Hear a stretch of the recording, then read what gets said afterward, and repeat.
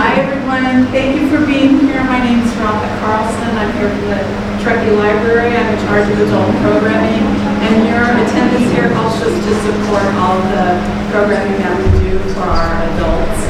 And I want to echo something that Bill said, that is with all of the great historical significance of this area and region. Remember that we have a very nice historical section at the Truckee Library. Everything is always free, your library card. So again, thank you for being here. This is one of my favorite collaborations with the Sierra Parks Foundation and Daughter Memorial. And is Kylie here? Kylie. Man, would you yell out in the lobby and say, Kylie, you're up? I could do the library whistle. Would you mind just...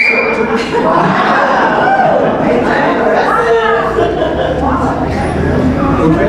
That's okay. Maureen, would you mind? Yep, she should be right there. She's probably chatting.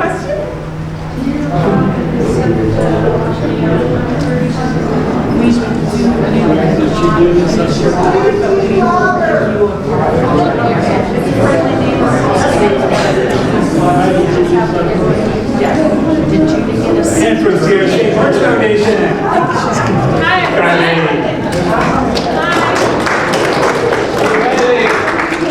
Well, thanks so much for making it here. I know Saturday with day use can be a little bit of traffic. Oh, thank you for making it here. I know day use can be a little crowded on the weekend, so happy you all made it into the building. My name is Kylie Mack, and I'm the Community Engagement Manager at Sierra State Parks Foundation. I run all of our events and volunteers and fundraising, and it means so much for us, for you all to be here. And if you enjoy your time and you want to give more donations afterwards, talk to me. Or you can always do it on our website. And our next really fun event is called Ladies of Emerald Bay. And it's going to be on a boat that leaves from the east-south shore, and we go down through Emerald Bay. And we have a gal, Rosie, who grew up in Emerald Bay when there was still the Emerald Bay Resort. And so she'll be talking about her experiences. And then Sarah Robertson, who grew up staying in Vikings Home as a guest for many summers of her life. So we call it Ladies of Emerald Bay. I thought it'd be a good one to talk about since this is the Real Housewives. And also we're still fundraising money for the Donner Project, so you can find out more about that on our website. But just all in all, just so grateful to have you all.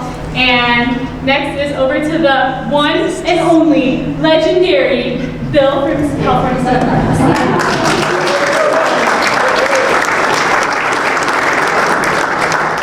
They never sells things. So, my name is Bill. I'm one of the park interpreters here at Donner Memorial State Park. And in keeping with the tradition, for those of you that have been here before, I do want to pay respect and pay acknowledgement to the very first custodians, the very first caretakers, the very first residents of these beautiful mountains, the Washishu. I always try to tie in something with the tribe, with the subject matter. And I spent a few hours researching this and really came up with zilch. And I thought, how peculiar for such an amazing, historically significant event as a railroad being placed through this country and all the spurs that later came off of that. And I couldn't help scratching my head, what's going on? And then it dawned on me. Washishu had other issues at this period of time. They were under rule of new colonials, our Western expansion. They were colonials. Their fisheries had been overfished. Their rabbit fields had been overgrazed. Their forests had been depleted. They were being placed onto reservations, often shared with their nemesis, the Paiute, who they had no common language with. They had other issues. So it is probably not a surprise that there was not a public Washishu story for me to share with you tonight. But I think it is important that we realize that as the stories our presenter tonight will be sharing, there is a whole other issue going on. So, With that, I'm going to try to turn this around a little more positive. Our speaker tonight, Debbie, is an interpreter extraordinaire. Exactly. We can get a woohoo for that. An interpreter one with California State Parks is serves as the head researcher and exhibit writer at the California State Railroad Museum in Sacramento. Okay, now you California Railroad Museum people. Yeah. Ben is passionate about bringing the stories of the railroad to life. And I love your title, Rail Housewives. I was just brilliant. So without further ado, Debbie, please take the lead.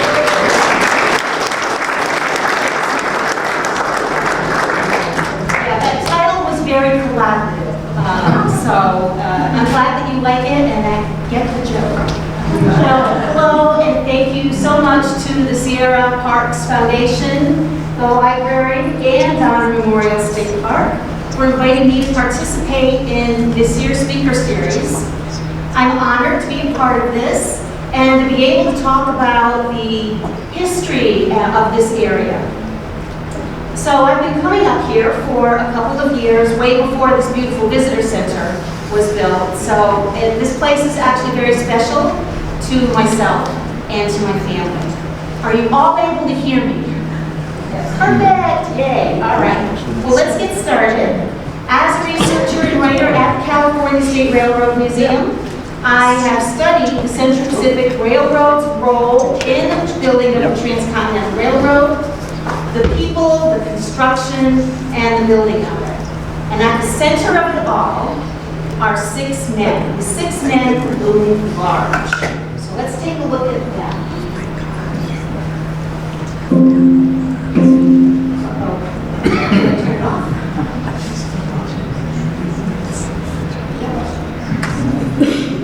To your computer. There you go. That's right. I'll just do it from here. All right. 6 men loom large. We have Leland Stanford and C.P. Huntington. Leland Stanford was the president of the Central Pacific Railroad. C.P. Huntington was the vice president. We have Mark Hopkins, who was the treasurer. Charles Crocker at the top there, and he was the construction supervisor. We have E.B. Crocker, Edwin B. Crocker, who was the older brother of Charles, and he was the attorney for the Central Pacific Railroad. And number 6, Theodore Judah. If it wasn't for number 6, for Theodore Judah, all these other men probably would have lived out their lives as wealthy merchants instead of railroad moguls. So volumes of books and articles have been written about these men and the railroad. And we know the story. May the 10th, 1869, the Central Pacific Railroad met the Union Pacific Railroad at Promontory Summit, Utah, thus completing a railroad that politicians had argued about for decades. Of course, the men in charge didn't perform the labor. The railroad has the blood and sweat of the Chinese, Mormon, Irish, and black freeman laborers that hammered those millions of spikes into place. Many of them lost their lives in the process. All their stories deserve to be told, but today we're going to dig deep into the largely untold stories of 6 people who get kind of just cursory recognition, the wives of the great men. So who am I talking about? Jane Lathrop Stanford, and I will just call them by their first names and let you know which name, because we're going to be talking about them throughout this presentation, and I don't want to get too confusing. We have Jane Lathrop Stanford, Elizabeth Stoddard Huntington, Mary Frances Sherwood Hopkins. She actually goes by Frances. Mary Deming Crocker, Margaret Rhodes Crocker,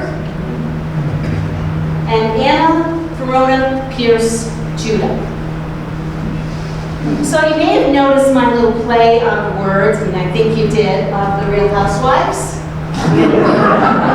But honestly, I probably could have gone with any other reality show. For instance, I could have called it The Amazing Race. After all, these women came from all over the country, racing to the unknown. And spoiler alert, Elizabeth Huntington was the winner. Or maybe Survivor would have been more. These women faced fires, floods, disease, and more. And yes, they all survived. But if we're being honest, Anna Judah was kind of voted off the island. But we'll get to that later. That joke was resist. So from grit to glamour, I chose the Housewives because their stories have drama, resilience, and transformation, and of course, grit. So I've divided this into 3 parts. Part 1, we'll talk about surviving Gold Rush Sacramento. Part 2 will be about the railroad years, life in Sacramento, and then part 3 will be glamour, the Gilded Age of wealth and elegance. So let's start at the beginning. Why did anybody come to California in the 1850s? Well, part 1. The answer, of course, is gold. Theodore Judah didn't really come to California for the gold, but all 6 of those men took advantage of the opportunity brought about by the gold rush. When they arrived in Sacramento, it was a bustling boom town. The lure of gold attracted miners, merchants, politicians, and dreamers. And the wives of these 6 men of the Central Pacific came too. Not years later, riding in luxury rail cars, but early on, when the journey meant steamships, mule rides, and jungle crossings. These women said yes to a dangerous journey and a life unknown, long before the railroad existed. Before they became society figures and philanthropists, they were pioneers in their own right, navigating a world of uncertainty with resilience, adaptability, and grit. Well, coming to California in the 1840s and 1850s was a calculated risk. The journey was not easy, with only 3 options available. Going all the way around the Horn of South America, or traveling across the continent by wagon train. Both options took up to 6 months. The third option was considered a shortcut, through Nicaragua or Panama, since it only took about 2 to 3 months. But it was not easy. It started with a steamer ship from New York to Nicaragua or Panama, followed by a crossing by riverboat and mule, finally catching a second steamer up the Pacific coast to California. It was a trial by heat, hunger, insects, disease, seasickness, and was the route taken by all of the women. We'll start with Elizabeth Huntington. Collis P. Huntington was a 49er, and he was one of those people who got rich selling shovels to the miners. With that success, he wanted his wife to join him. So in 1850, he returned home to Oneonta, New York, to bring his wife Elizabeth back to Sacramento with him. Now Elizabeth heard stories about the Wild West, but she also had Collis's own letters telling her of this lawless city of Sacramento. He described it as a rough boom town with 40 gambling houses and few churches. It was a place torn apart by flood and then a riot. In a city bursting with 10,000 inhabitants, only 600 were women, and 4/5 of them were harlots.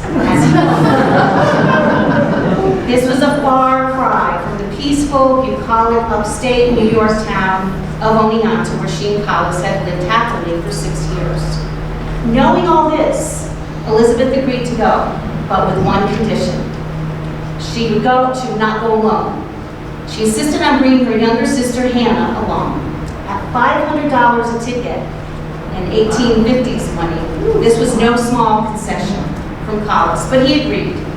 And a side note, Hannah did end up staying in Sacramento. She ended up marrying a partner of Collis's. Next, Mary Deming Crocker.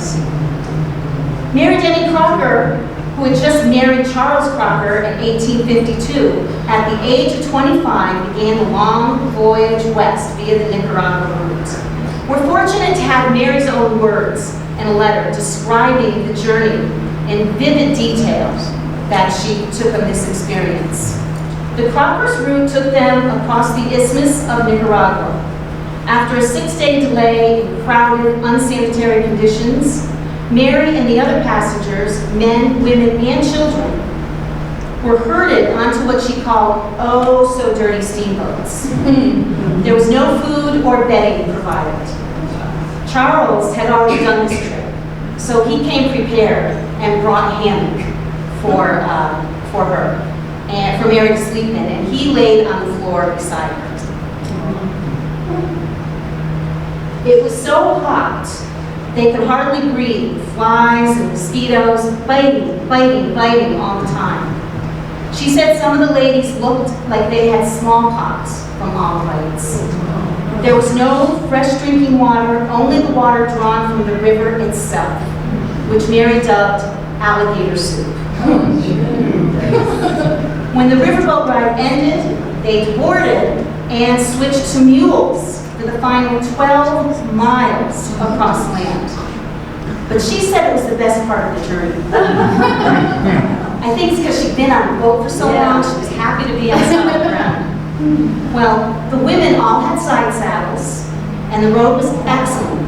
Such laughing and haggling, racing and chasing, whipping and kicking, I never saw or heard before, she said. Having arrived on the Pacific side, they boarded a steamer bound for San Francisco. As was the case, traveling on the Atlantic side, she experienced terrible seasickness, but soon forgot all about it when she saw San Francisco. She was happy to finally enjoy some good food and water.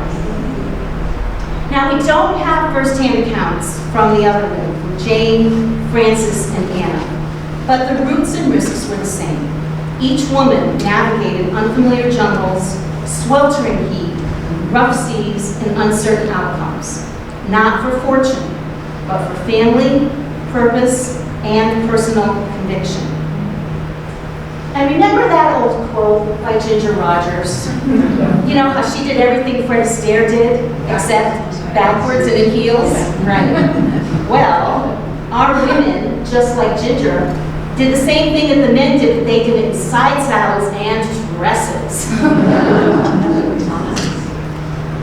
I think that's pretty amusing.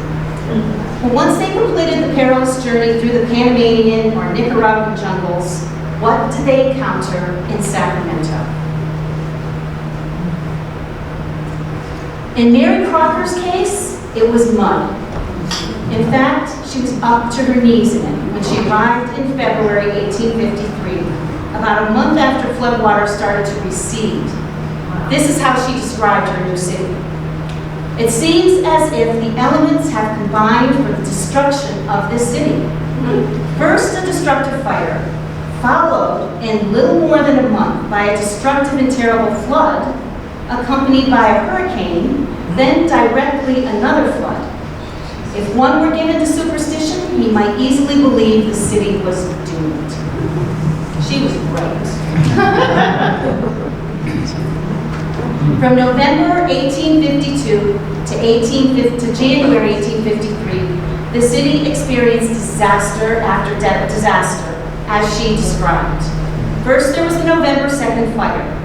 This terrible destroyer, as the newspaper called it, razed 90% of the city, including the dry goods store that Charles had built. Imagine how he must have felt. When he left Sacramento months earlier, he thought he would return to a nice life with a new wife and a thriving business. Instead, he brought his new bride to a city and up to its knees in mud. Mary, too, was in shock, but grateful they hadn't arrived a month earlier. Had we reached here then and been rowed up in a small boat, I surely would have been discouraged. But Mary made a choice. I acknowledge it looked dull and dreary to me, but I stiffened my upper lip, determined to make the best of it. At that point, I guess, She really had little choice. There really was no going back. Even so, she made her new husband a deal. She would give him 3 years to make it work. And after that, she really wanted to live in Norwalk, Connecticut.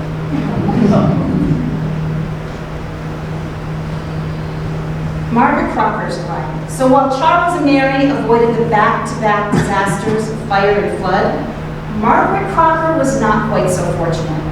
She arrived in Sacramento in September 1852 with her new husband, Edwin. 1 month later, she fell ill with typhoid fever. Then the fire struck Sacramento.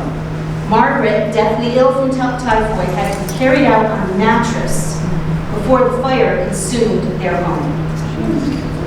So then Edwin got some lumber and built a one-room shanty right where they had been before on 7th and J Street for them to live, only to awaken one morning to several feet of water. The river had flooded. This was the living space that greeted Charles and Mary when they arrived in Sacramento. Charles built an addition to that shanty, or a lean-to, as Mary described it. She said, "We have a nice snug little room with a bed, a rocking chair, and an additional chair that doubles as a table." They divided that new part into 2 bedrooms, separated by a cloth partition. "We, of course, can have no secrets," she said. "We can hear through as well as if there was nothing in between. This is our beginning. We shall be better by next winter if nothing unexpected happens." Given that everything was unexpected in the past few months. But it was a bold and optimistic look. Elizabeth Huntington was another wife who didn't miss those twin calamities that struck Sacramento. The aforementioned Great Fire of November not only took Collis Huntington's business, but nearly took his life. "We all fought the fire as long as there was at least hope," she wrote in a letter dated January 1st, 1853. "I was so exhausted that I fell several times. Collis was the last one to leave. Had it not been for a wet blanket which he threw over him, he would have been severely burnt. His eyes were quite bad for a number of days. Then came the flood. We had just got a new store built again and moved into it when the severe rains commenced and the levee broke away and nearly covered the city with water." And then the heartbreaking realization. All that our industry and perseverance had accumulated here was destroyed in less than 1 short hour. So by now, I'm sure you're asking yourself, why would people stay in Sacramento with such adversity? And Elizabeth anticipated this question in her letter home, and her answer speaks to her own spirit, grit, and determination. "Do you think we could come back to the States as poor as we are now and be contented? While we have our health and credit left us, we will stay and try to get up again. We've succeeded here once, and we may again.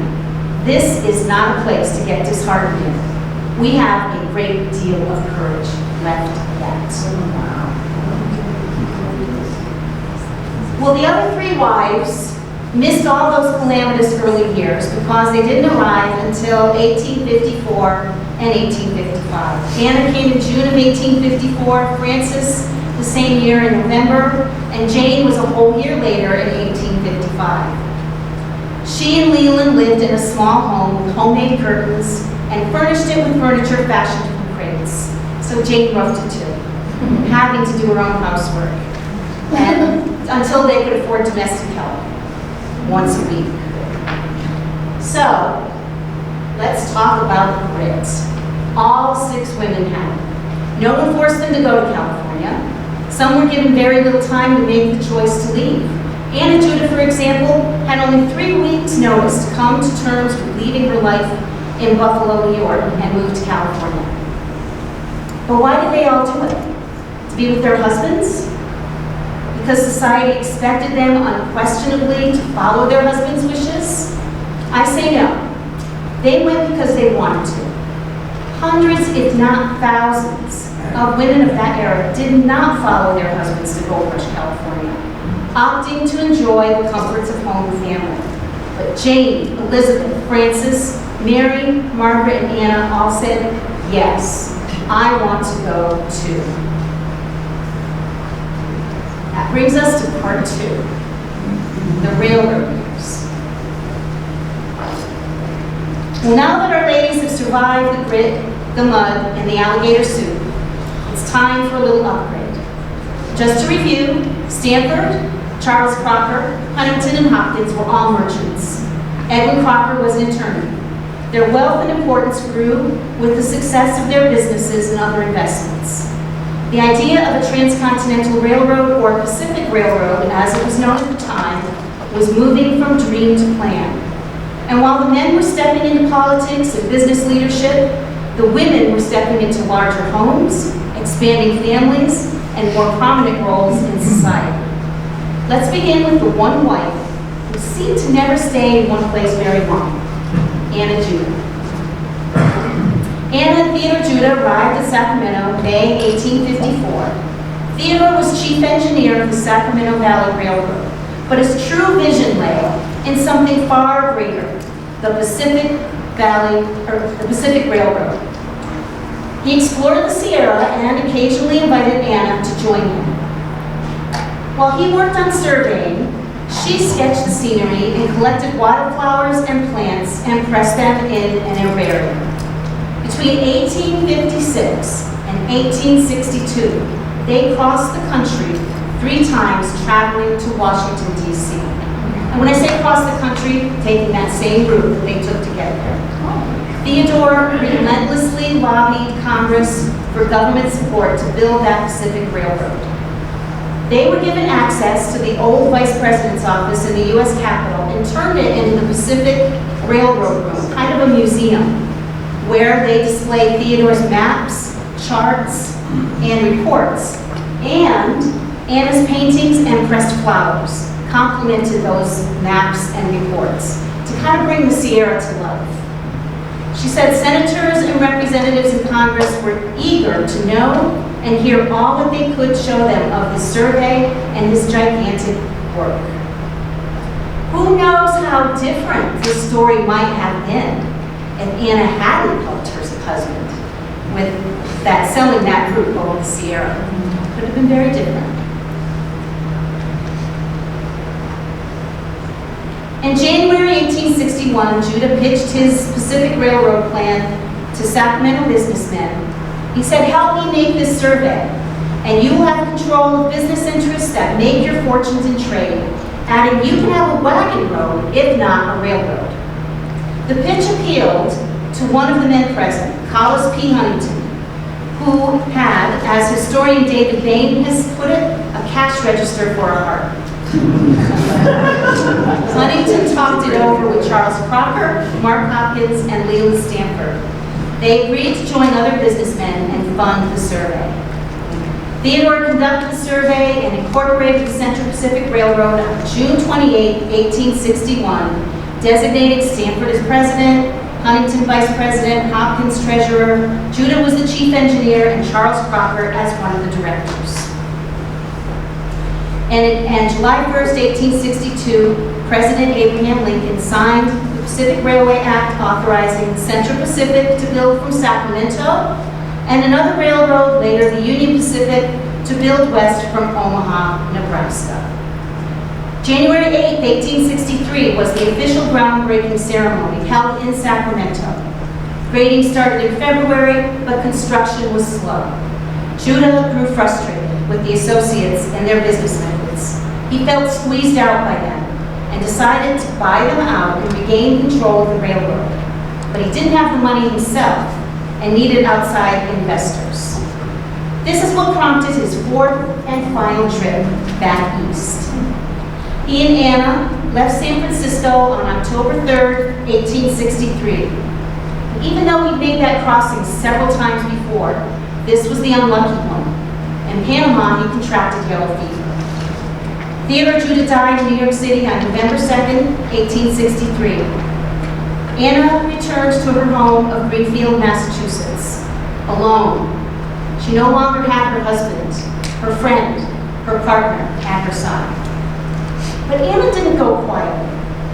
She believed that the associates had corrupted her husband's vision and caused his death. She refused to hand over his maps and journals and demanded compensation from a contract Theodore had signed with the associates. It took until December 1866 before Huntington finally reached an agreement with Anna. The proceeds from the contract and cash settlement, as well as property in California and Donner Lake, was Anna's support for the rest of her life. Even so, Anna had no problem writing Huntington several times asking for money. Well, when the Central Pacific and Union Pacific Railroads met at Promontory on May 10, 1869, Anna sailed home.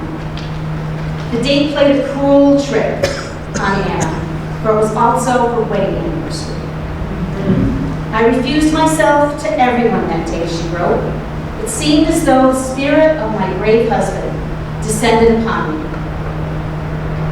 All the quotes from Anna are attributed to an article printed in Themis, a Sacramento newspaper, on December 14, 1889, 26 years after Theodore's death. She preserved her husband's legacy in this article. Oh, that I could climb to the summit of the Sierra, where I stood with him those long years ago, looking west and east over the mighty summits, stretching out and on before us, and could shout to the world my story. And that's what she wrote in that famous article. She certainly did shout to the world her story, because that's how we know of her story and Theodore's. Well, Judah's death marked a turning point in the lives of our 6 men and their wives. The railroad now belonged to the Big Five. It would still be a few years yet before they reached the railroad baron status, but they still had enough money to live well. After sharing the most intimate of living situations during those tumultuous years, the 2 Crocker families bought houses, only a block apart from each other. Edwin and Margaret on 7th and Charles and Mary on 8th Streets between F and G in Sacramento. And here's where the Crocker women got down to business. Baby business. Between 1854 and 1864, the Crocker women had 8 children between them. Not much is written about their domestic lives, but the sheer number of births is telling. They were living the 19th century ideal, managing staff, raising children, and supporting their husbands behind the scenes. In 1855, Mark and Frances Hopkins bought a house on M Street between 5th and 6th. The 2-story building was an unpretentious but commodious house and featured a porch on each of the floors. Hopkins also bought a plot of land across the street to grow his own vegetables. Laughingly, this wealthy but ever frugal man sold the extra bounty from his garden instead of giving it away. This would be their home until 70s. Collis and Elizabeth Huntington continued to live above their hardware store. In 1862, Collis and Elizabeth adopted Clara, a one-year-old daughter of Elizabeth's widowed sister, Clarissa. Clara would not learn that she was adopted until her teenage years. In November 1863, the Huntingtons moved to New York City, where Collis could conduct Central Pacific business. Collis bought a townhouse at 65 Park Avenue in Elizabeth's name, and she would live there the rest of her life.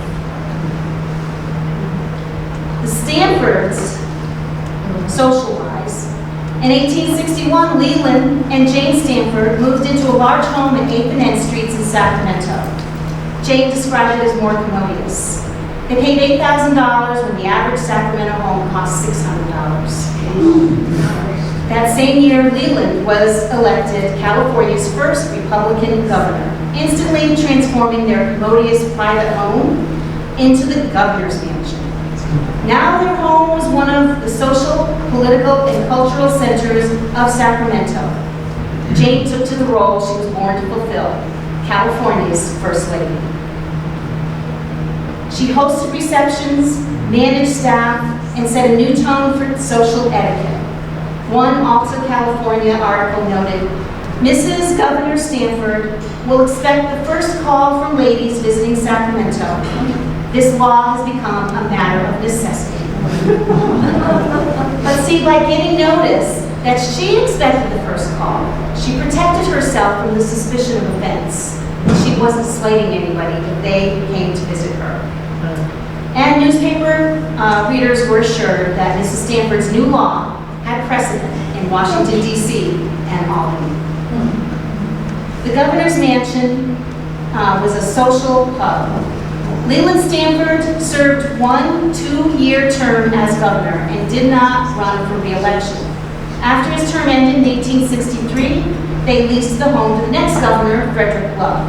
But they moved to San Francisco and returned 4 years later in 1867. That year, Jane, at the age of 39, became pregnant. On May 14, 1868, she gave birth to Leland Stanford, Jr. Now, those of us who have had children know just how much room that little body can take up. And Jane discovered that too, because she needed a baby nurse and a cook and all these other things. So they quickly outgrew that commodious house. Overjoyed, they decided to expand the home to accommodate their growing household. They lifted the house to add a new ground floor, added a ballroom, new bedrooms, topped it all off with a 4th story covered by a mansard roof. An imposing double stairway gave the entrance appropriate importance. The remodel tripled the house's size from 5,300 square feet to over 17,000. By the way, the Stanford Mansion is open to visitors. It's a California State Park, so if you're in Sacramento, besides the California State Railroad Museum, I hope you can visit the Stanford Mansion too. And what of the Crockers? Charles and Mary remained in their home, but Edwin and Margaret made a change. In January 1868, Edwin purchased a grand house at 3rd and O Streets. But in June 1869, just 2 months after the Golden Spike ceremony, Edwin suffered a paralytic stroke. History has not granted Edwin the credit he deserves for the work he put into building the railroad. Pressure and overwork led to his downgraded health. He resigned from the Central Pacific, which left him with a pretty hefty financial settlement. So in August of that same year, he took his family on a 2-year grand tour of Europe, where they purchased rare and priceless art. Returning in May 1871, Edwin kept busy by adding an art gallery to the house, which is right in the middle part, that would have been the art gallery, to house their art collection. But he never regained his health, and on June 24, 1875, Edwin B. Crocker died. He was only 57 years old. Margaret carried on with the legacy he established of opening their home free of charge to the public so everyone could enjoy their magnificent art collection. That became the foundation for the Crocker Art Museum, another place you can visit in Sacramento.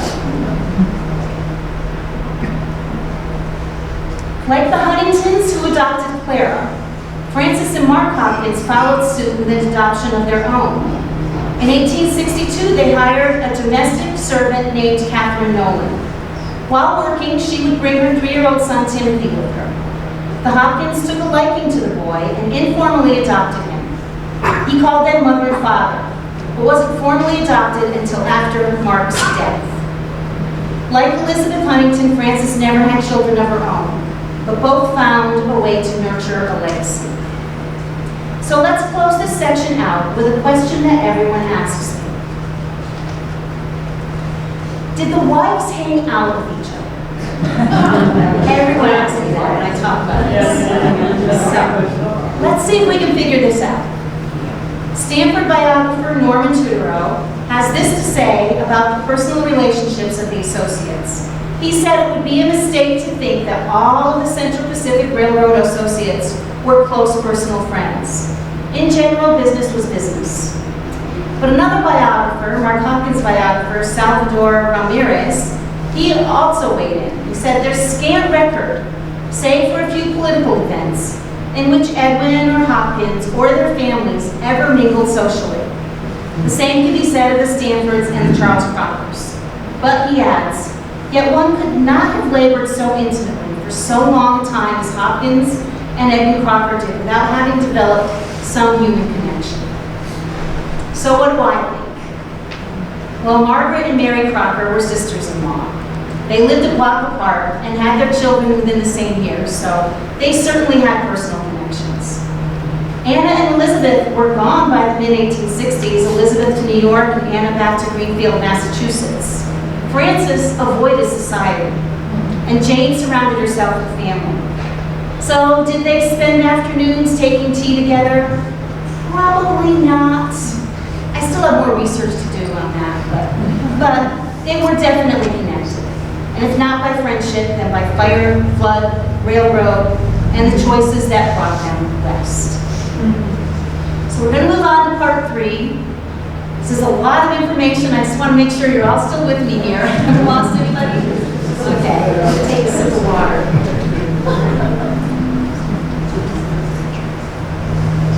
Part 3, the glamour. By the 1870s, the center of power and wealth had shifted. San Francisco had emerged as the financial and cultural hub of the West. And just above it all, overlooking the city from its western hills, rose a new neighborhood that came to symbolize the era's opulence, Nob Hill.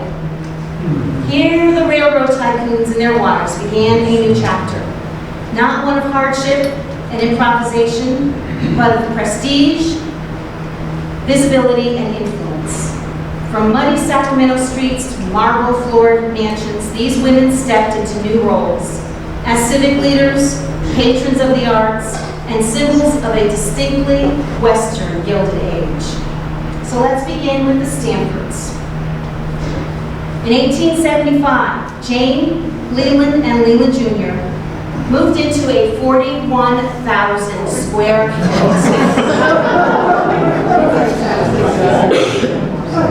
Italian mansion with 50 rooms.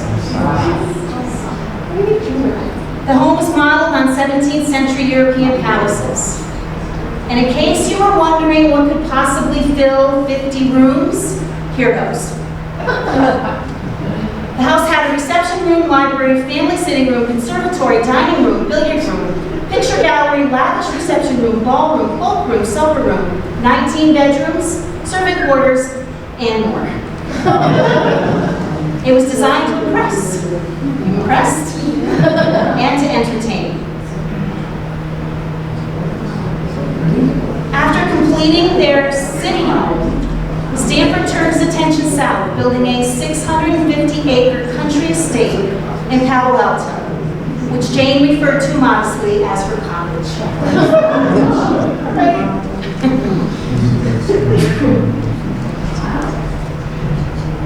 Charles and Mary Crocker and family moved into the neighborhood with their French Renaissance dream mansion. It had a grand entrance supported by 4 fluted pillars and was crowned with a curvilinear pediment that was adorned with pendant triangles. And that's about all I can pronounce of the description of their mansion. And that took a lot of practice. So, I won't go on describing it. You can see it here. I think you get the picture. And you know, they didn't have all of that. They just didn't give the square footage on all of the mansions. But you know, yes.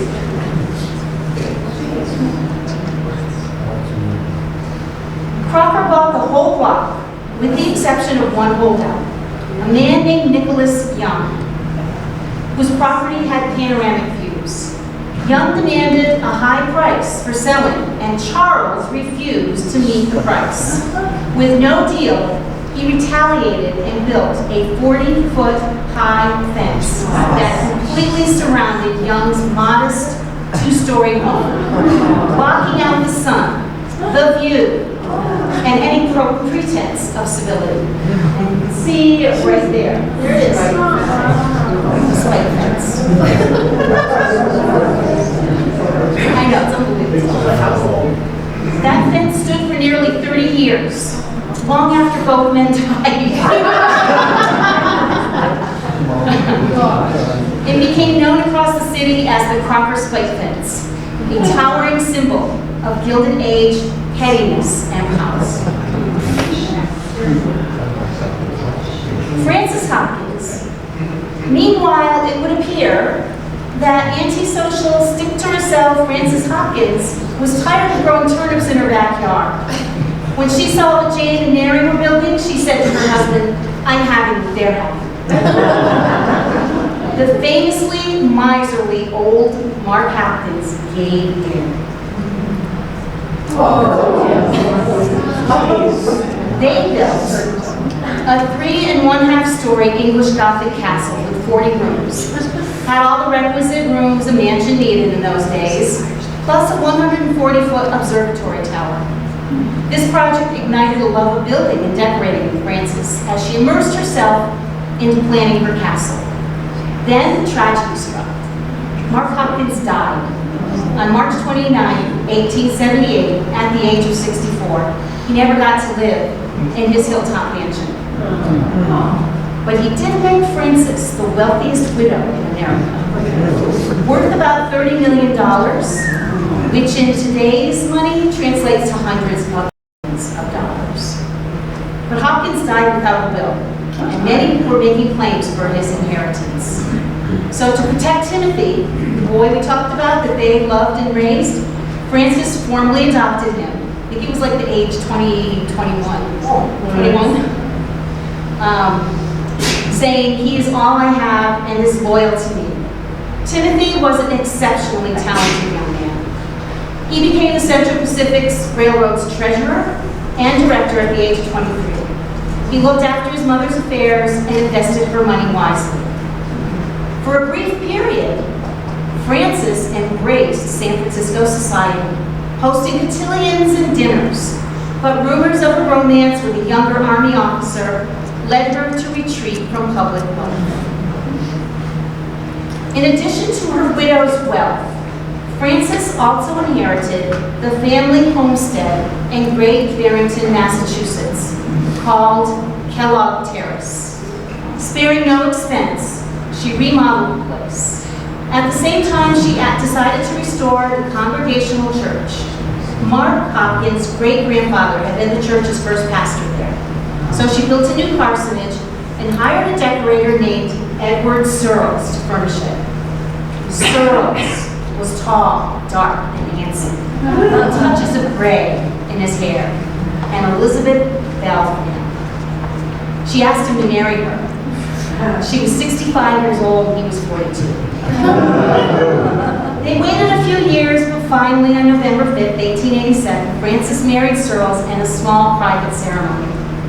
Guess who wasn't invited to the ceremony because he wasn't too thrilled with the union? Timothy.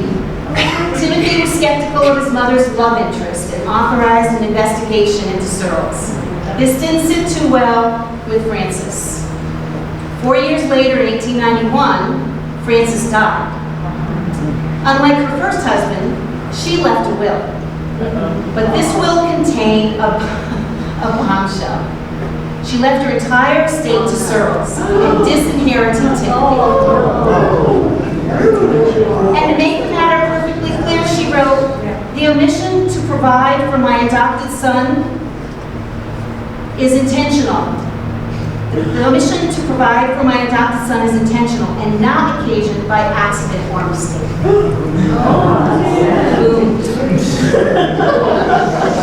Searles inherited the entire estate, which was valued at somewhere between $25 and $70 million. Again, hundreds of millions of dollars in today's dollars. Well, Timothy contested the will,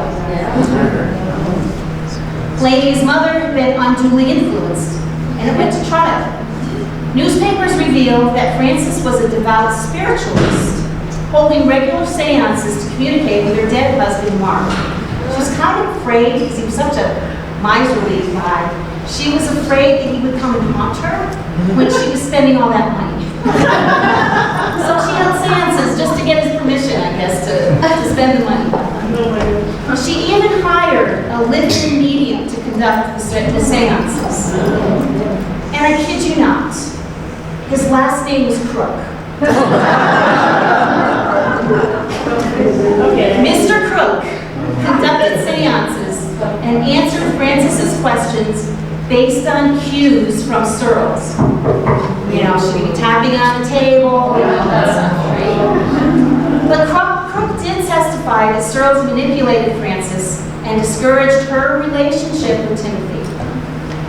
Even with that sensational testimony, the Massachusetts courts upheld the will. So, he appealed. Timothy appealed. On appeal, and before it made it to the court with the appeal, Searles offered private settlement. He was afraid it would go against him, but he offered a private settlement. In March 1892, Timothy agreed to accept $3 million in bonds and real estate. Searles kept the nominal mansion, which he later donated to the San Francisco Art Institute. Elizabeth Huntington. Well, Elizabeth, Collis, and Clara Huntington, as you will recall, moved to New York in 1863. Finding information about Elizabeth during these years is difficult because she fades into the huge shadow cast by her husband. Art collections, home purchases, redecorating, or support of local charities are all attributed to Collis. The main philanthropic cause Elizabeth supported in her life and in her will was the Chapin House for the Aged and Infirmed, located in New York. But during this time, rumors swirled about Collis's growing closeness to a much younger woman named Arabella Duval Yarrington, a woman 29 years his junior. Their affair could have started somewhere between 1867 and 1869. In 1867, 17-year-old Arabella moved to New York with a very married man named John Archer Horsham, who was also 20 years older than her. Their home was not far from the Huntingtons. And so she became acquainted with the Huntingtons, or at least with Collis. They became acquainted, and in this time, Arabella became pregnant. And in 1869, and soon after, Horsham, the man she was living with, left New York and moved to Richmond, Virginia, with his wife. Arabella remained in New York and sent the baby to Texas to live with her grandmother. In 1871, just a few years later, Arabella wrote to Collis, "I'm asking a great deal, Mr. Huntington, but you are the only friend I have in the world." She requested money to visit her son, who was ill at the time. Collis complied, and the next year purchased a furnished house for Arabella, her child, and her mother, placing it in the name of Arabella's mother, who promptly moved out. Then it was in Arabella's name. By the late 1870s, Arabella was traveling with Collis on railroad business. The relationship appeared to be publicly known, if not openly acknowledged. In 1883, Elizabeth became seriously ill and died in October of that year. Less than a year later, Collis deeded the Park Avenue house to Belle D. Horsham, as we know, Arabella, and they got married in July of 1884. Arabella Huntington became one of the most talked about women in the Gilded Age. Society and her legacy, along with that of her son Archer, would far outshine that of Elizabeth. But for this presentation, which is about the Central Pacific wives, we're going to keep Arabella in the wings. That'll be for part 2, some other time. And what of Elizabeth and Collis's daughter Clara? On October 28, 1889, she married a German prince and became Princess von Hatzfeld of Wildenberg.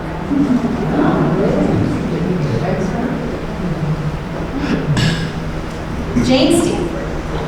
In 1883, the Stanfords took their son Leland Jr. on a tour of Europe. While in Rome, he became very ill with typhoid. They moved him to Florence in hopes of recovery, but the boy died on March 13, 1884, just shy of his 16th birthday. The loss devastated Jane and Leland. Jane, like Frances Hopkins, turned to spiritualism, seeking contact with her son. She spent years consulting mediums, but ultimately only found charlatans. Even though they couldn't resurrect their son in seances, Leland and Jane found purpose and contentment by founding a university in his name, Leland Stanford Junior University. Their university would train students for usefulness in life and be a center of research and invention. In 1891, Stanford University opened. 2 years later, Leland Stanford died. Jane was left to run the university and manage their estate at a time when women had little precedent for such a role. Her troubles mounted when she discovered the estate that he left her was not as solvent as she had believed. Then the federal government sued the Stanford estate for $15 million to pay back government loans made to the Central Pacific Railroad. These were very tough years for Jane as she consolidated their properties and struggled to keep the university running. Jane Stanford's strength carried the institution through its most fragile years. She also found new purpose in philanthropy. She supported kindergartens in San Francisco, a home for aged women in Albany, New York, and donated her Sacramento home to the Roman Catholic Diocese. In 1905, Jane planned a trip to Japan, but never made it. On a stopover in Honolulu, Jane stayed at the Moana Hotel. She took a dose of bicarbonate of soda at bedtime to settle her stomach and immediately felt very sick. She called for help. 3 doctors attended to her, but she died in convulsions, showing every sign of strychnine poisoning. The coroner's jury returned a verdict: death by poison, conclusive. Yet, within days, Stanford University president David Starr Jordan arrived and challenged the findings. He claimed she had simply overeaten, suffered gas and hysteria, and died of a heart attack. He smeared the attending doctors and brought in his own expert to support his version. Why would Jordan go to so much trouble to cover up an obvious murder? The answer is that it would reveal the shaky foundations of the university's governance. He didn't think it could survive such a scandal. So that was the official story for more than 100 years.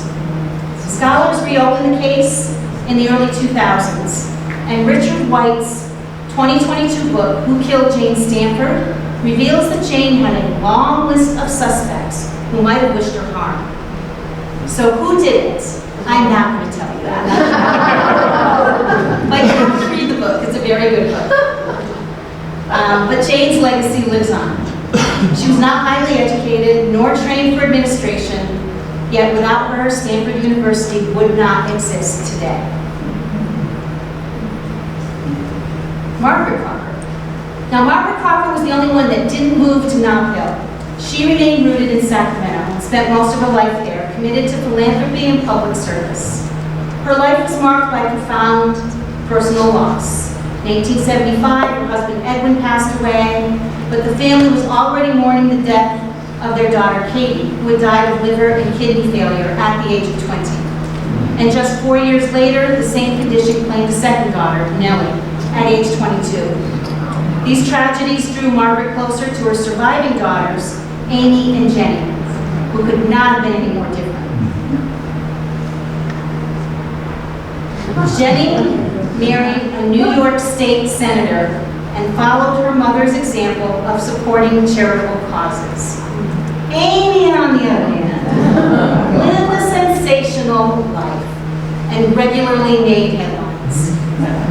Even though Amy caused her mother constant anguish, Margaret poured herself into philanthropy. Sacramento newspapers dubbed her Lady Bountiful for her extraordinary generosity. By the way, Amy Crocker did write a book, and I do it again. And she explains all of her exploits. And it's pretty exciting. But this isn't about her.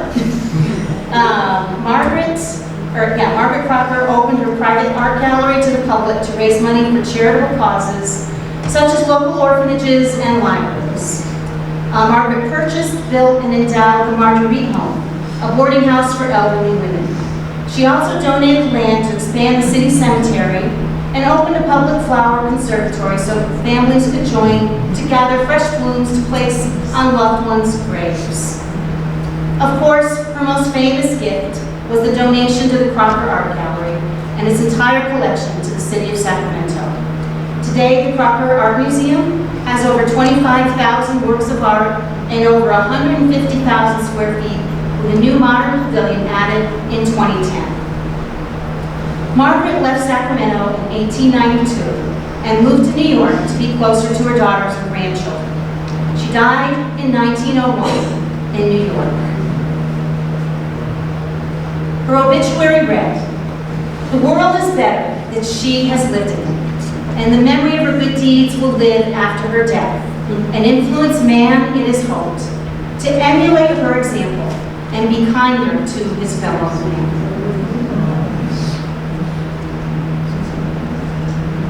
While Margaret Crocker quietly shaped Sacramento through philanthropy, her sister-in-law Mary Crocker reigned over San Francisco's social scene. From her French Renaissance mansion atop Nob Hill, Mary and her daughters became central figures in Gilded Age society. In October 1879, she and Charles hosted the social event of the season, a grand reception in honor of former President Ulysses S. Grant. The guest list included 500 of San Francisco's elite, and the San Francisco Chronicle reported, "In the social annals of San Francisco, it is doubtful if anything to surpass it has ever occurred." But Mary was also a generous philanthropist. She contributed $200,000 to the construction of an old people's home in San Francisco, as well as gifts to the California Women's Hospital, the YWCA, the Boys and Girls Aid Society, and several kindergartens throughout the city. So, here we go, from grit to glamour, a final reflection.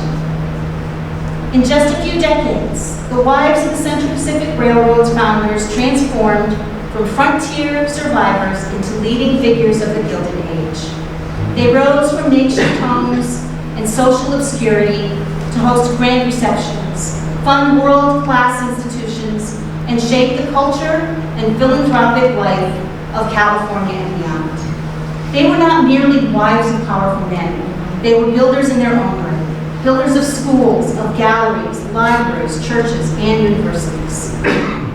They also bore tremendous burdens of grief, illness, isolation, public scrutiny, and the expectations of a rapidly changing world.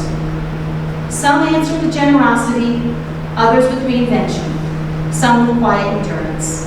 And all of them, in one way or another, left their mark on our nation. From those muddy, dirty streets of Gold Rush, Sacramento, to the marble halls of Nob Hill, their stories reflect the promise and paradox of the American West. These were the real housewives of the Central Pacific.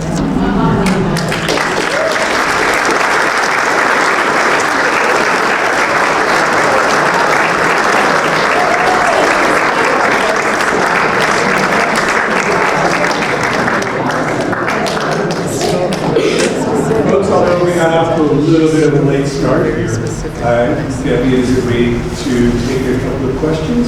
So let's just maybe try to answer some. Oh, yes. When are you going to write a book?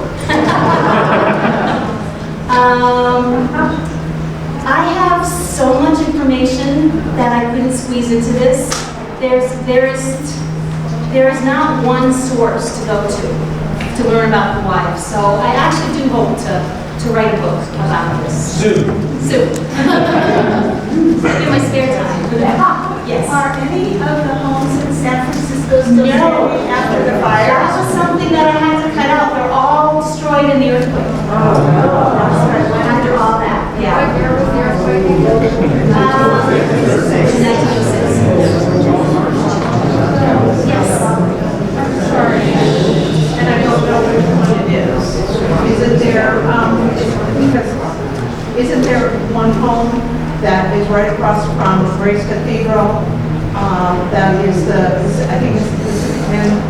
Union Club now, private club, is that? Flood mansion.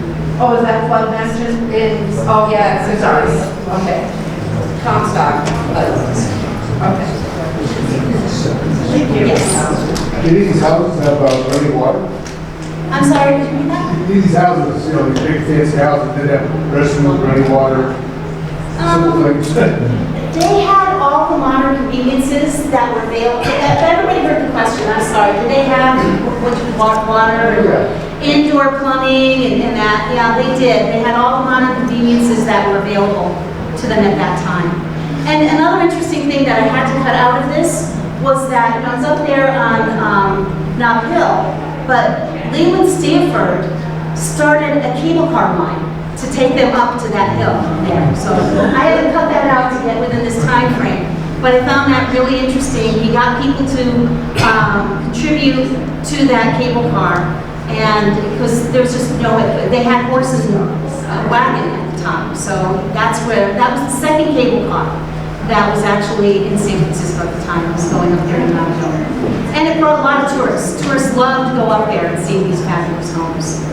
So where is the Mark Hopkins Hotel tied into that? It's on the same property, It's rebuilt on the same property. around the same property there. Any other questions? Thank you.